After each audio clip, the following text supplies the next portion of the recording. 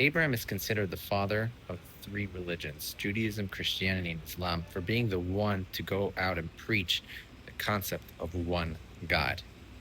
And in one of the very first stories the Torah tells us about Abraham is when there was a famine in the land of Israel. And he goes down to Egypt and he tells Sarah, his wife, I'm scared for my life. So when we go to Egypt, say that you're my sister. Don't say that you're my wife. And when you think about that, it's like, wait a second, Abraham, you can't stand up for your wife?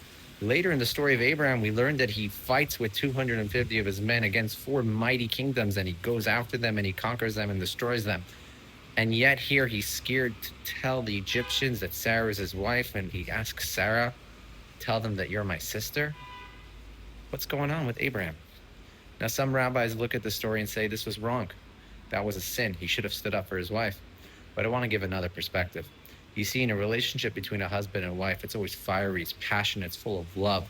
But sometimes there's a famine. Sometimes there's a hunger and starvation. There's a distance.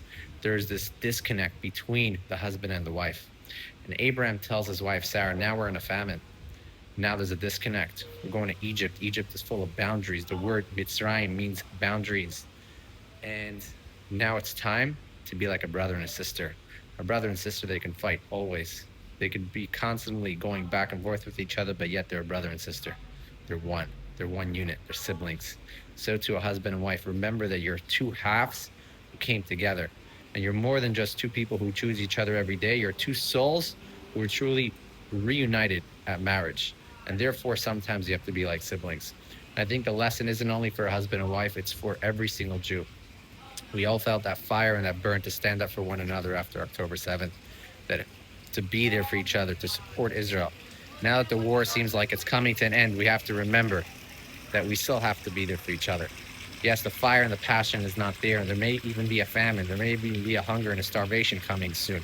There may be a disconnect between the Jewish people going forward.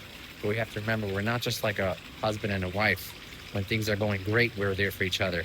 But we're more so like siblings. And this is what Abraham teaches us. Siblings are siblings, doesn't matter what. This is what Abraham tells Sarah. This is what Abraham tells the Jewish people. Let's be there for each other, even when the war is coming to an end. Don't forget the love and the passion you had on October 8th, 2023.